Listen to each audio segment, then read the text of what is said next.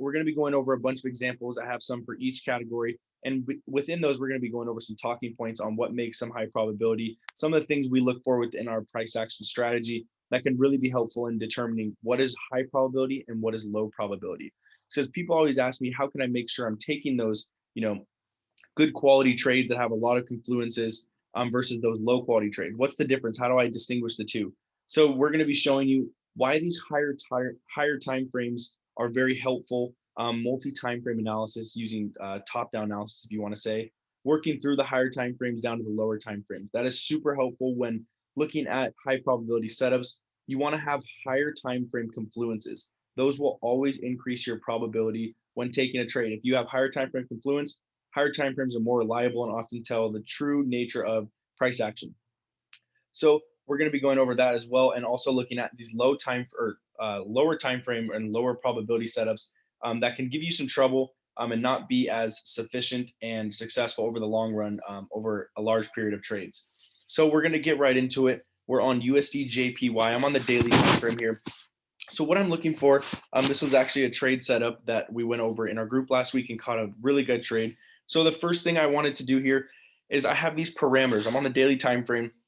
I can see where price action is. I'm going to rewind price a bit to where we were last week. So you guys can, let me delete these real quick. So you guys can see we're just moving within this larger descending channel. You guys can see on the higher time frame, you can see that clearly. We're moving down within this descending channel, and we have reached this bottom area right here. So this was our third touch within our strategy and price action strategy. If you're in my Telegram group or follow me on Instagram, you guys know I always look for these third touches within these structures or patterns. This oftentimes shows a pattern is complete. So when we have this third touch here, that's one indication right now that we have a larger time frame, a higher time frame that has third touch rejection, which means this descending channel could be completed. So now when I know that on the daily time frame, I'm saying, okay, let me move down to the 4 hour. What's happening on a lower time frame now? Now we can see we are moving within a smaller descending channel. You guys can see this right here, this descending channel. Let me go back to the daily so you guys can see it more clearly. You guys can see we have a descending channel within a larger time frame descending channel. So this is what we call a pattern within a pattern. This is something that will increase your probability within trades. If you have a lower time frame pattern within a higher time frame pattern or structure, both saying the same thing. A descending channel is oftentimes shows a potential reversal when we do break out of that. It shows consolidation or just correcting within that. So that's oftentimes a reversal pattern when we get that third touch completion. So when we notice that we have a lower time frame descending channel within a higher time frame descending channel, that will increase our probability for this trade rather than it just being this one alone. So that already is increasing our probability because we have higher time frame confluence, both showing the same thing. So when we look at this, we say, okay, price is broken out of this descending channel. Now, what can I look for? Well, after an impulse move, we know the market moves within impulses and corrections.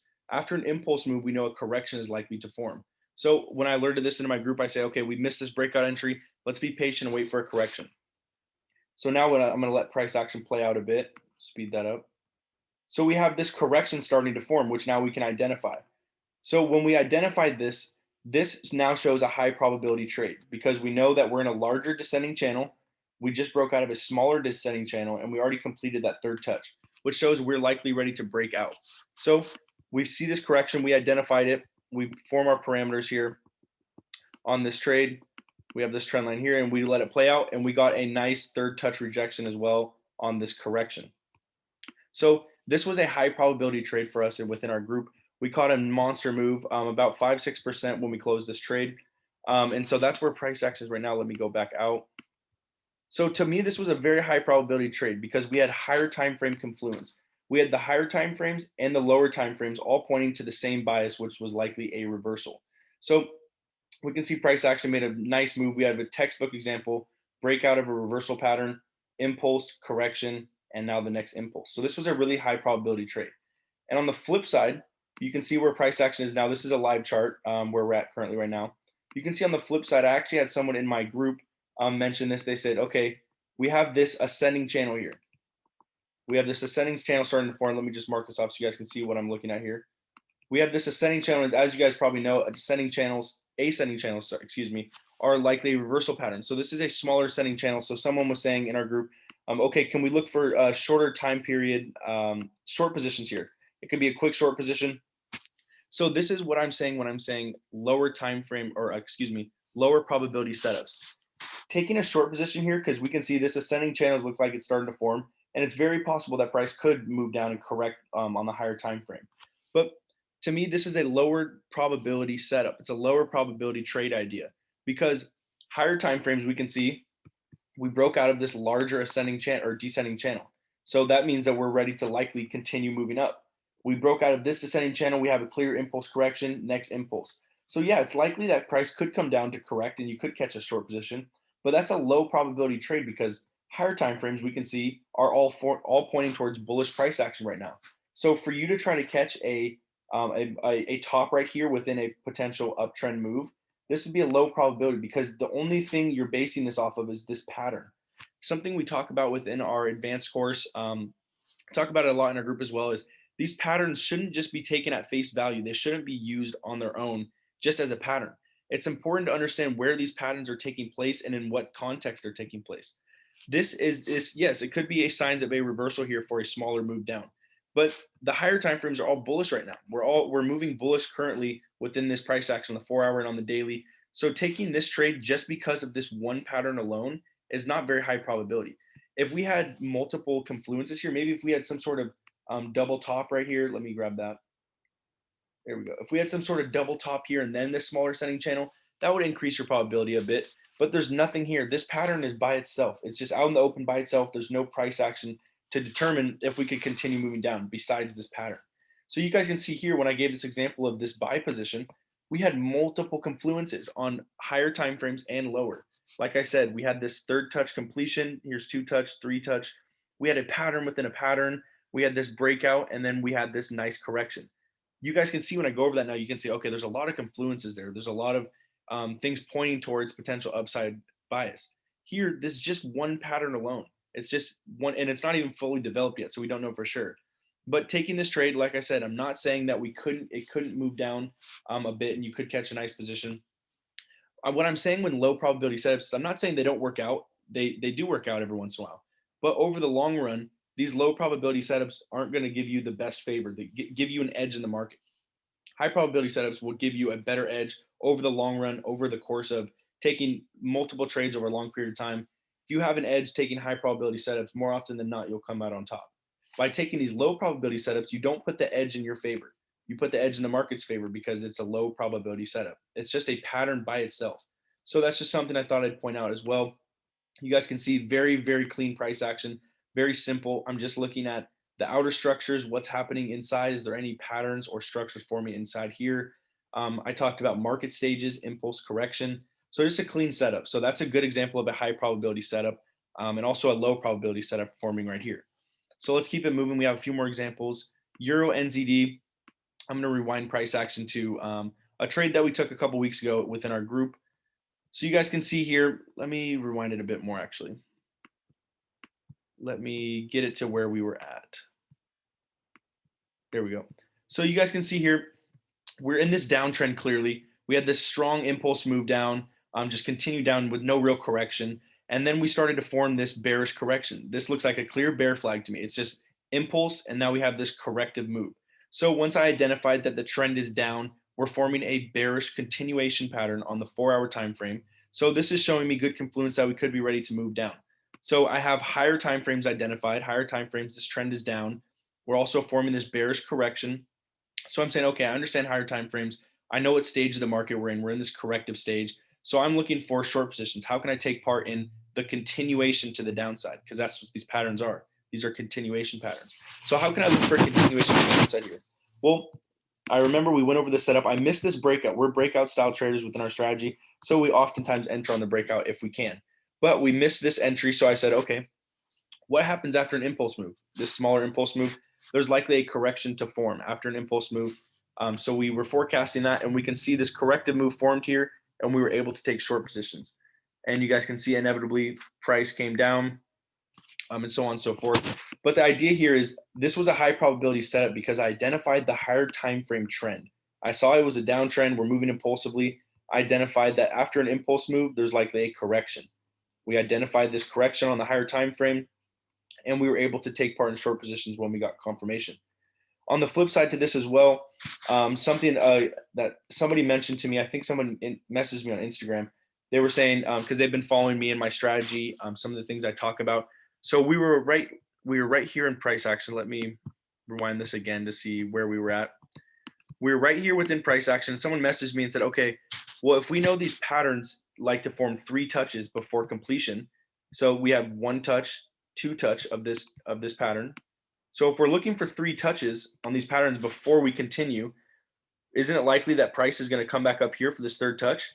And yes, that was likely. That was something I was looking for. But price action isn't always going to form those 3 touches. If it did, then everyone would just make millions trading this exact system and this exact strategic move within these patterns every time.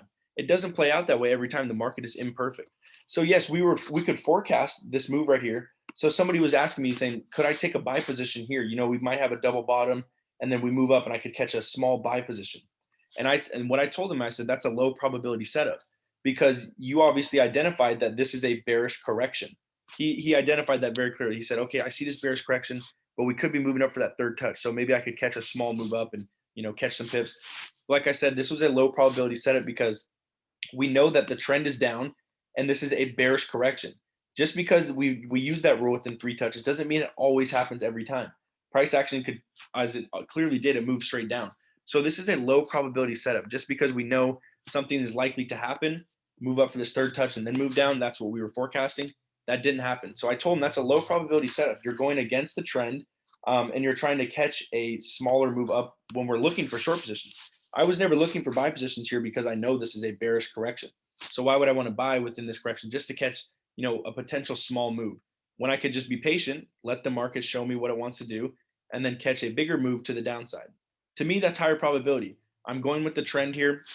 I'm understanding that this is a bearish correction, and I want to take part in the continued move down. So that was another good example of both of those as well. Let's keep it moving to the next example here. Looks like we have JPY, Australian dollar, and Japanese yen. So I'm going to rewind price action. This was, I'm using these examples because these were trades that we actually took within our group. So they're good examples to go off of. It's not just random price action that I'm going off of within the chart. These are moves that we took part of in our group, so I want to go over these as well. Let me rewind price action to where we were. We were about over here. So we have a good high probability setup here. We have this bullish continuation here. We broke down. We were seeing lower low, lower high, lower low, and we broke out. We broke this descending trend line of this bullish correction here. So we didn't catch this breakout again. I missed the breakout here when I was looking at this setup.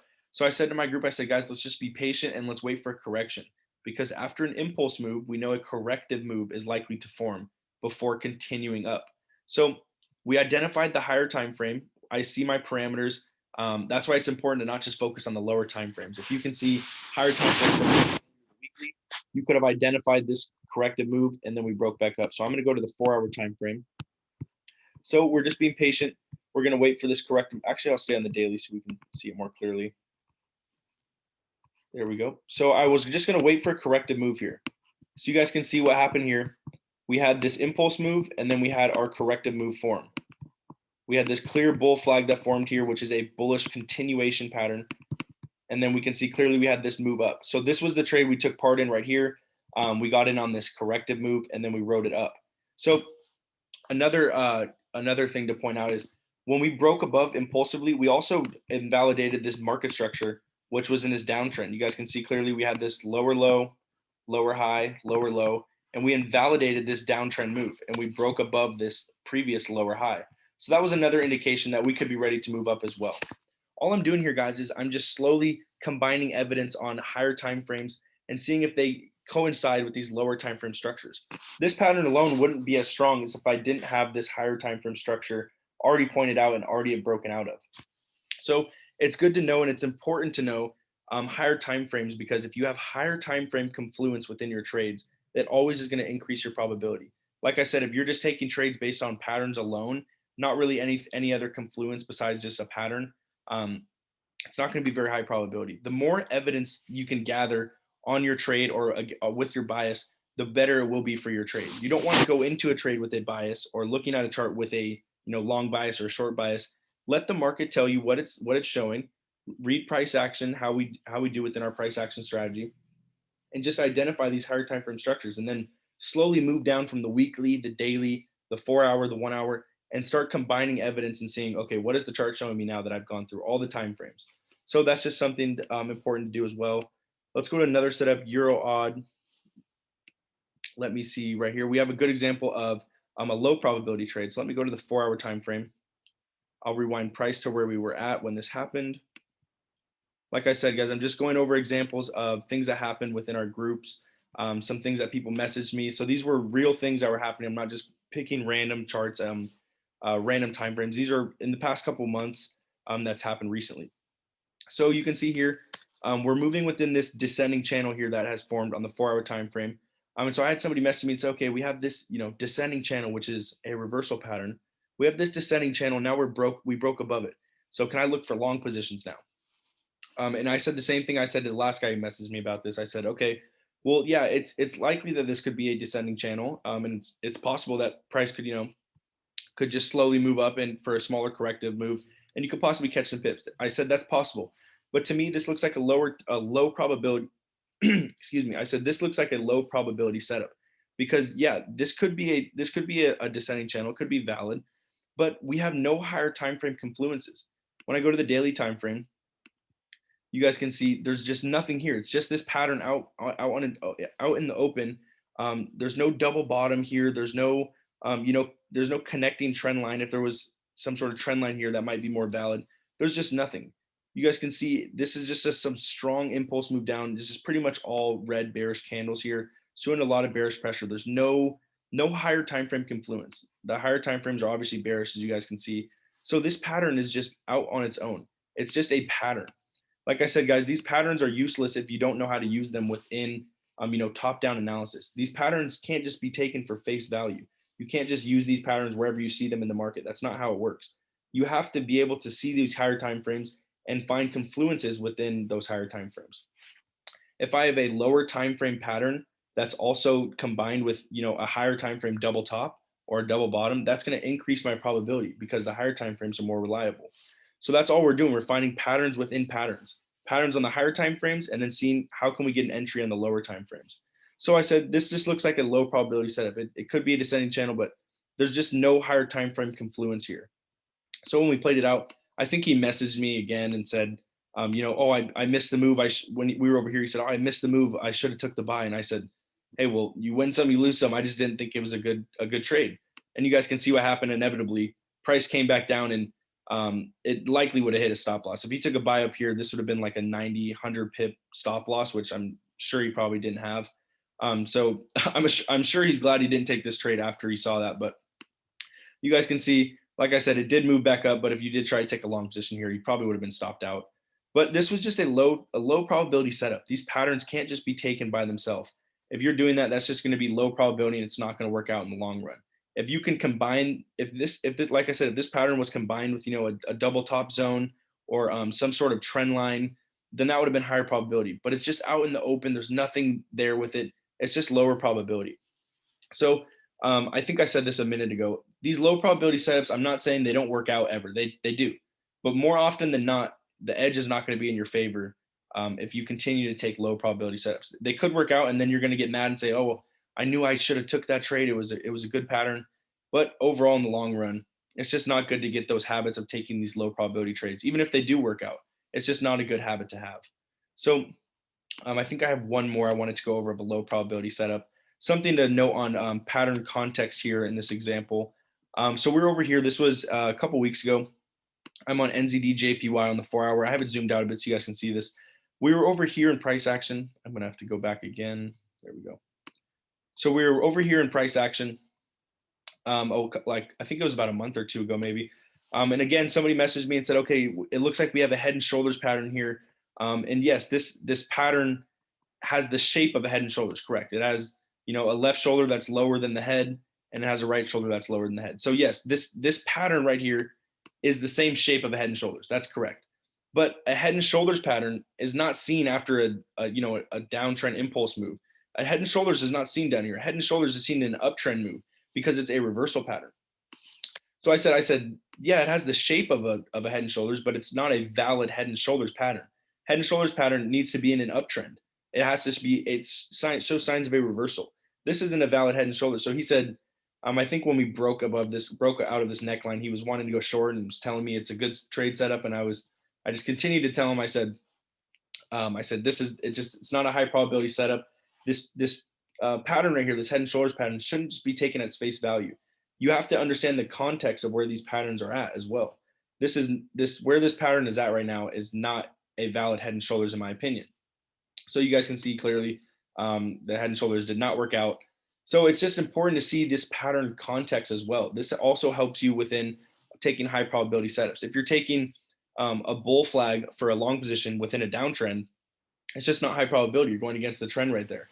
So this is just a good example of why it's important to understand these patterns should not just be taken because you see the shapes the same as the pattern that you've studied or whatever.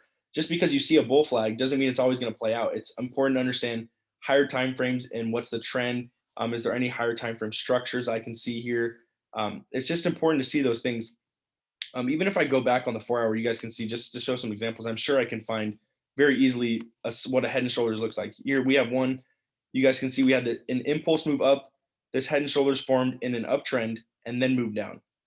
You guys can see again, we have another one over here. We had this head and shoulders that formed right here, and then we had to move down. I'm sure I can find another one. That seems to be it for now, but excuse me. But you guys can see very clearly that this head and shoulders pattern is not valid. It's just seen in its downtrend. So like I said, guys, don't just take these patterns because you see them forming. Understand what's happening in the market on higher time frames and then work your way down and see, okay, is this a valid pattern? You guys can see even right here, we had on the 4-hour time frame, we were in this uptrend. We had this double top that formed here, and then we broke below. We broke out of the uptrend. And what happens after an impulse? We have a corrective move that forms. And then after this correction, you guys can see we had a strong move down. So you guys can see here on the 4-hour time frame, or you can even have saw this on the daily, I have a lot of evidence here to point to a downside move. I have a double top that formed. We have a break of this uptrend, impulse, and then correction. That right there is about 5 points of evidence to show that this could be a potential downside move.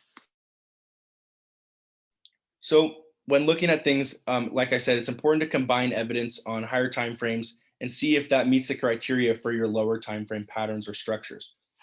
So pretty short video. I don't think it was that long. I just wanted to go over a few examples of trying to find higher time frame moves and setups.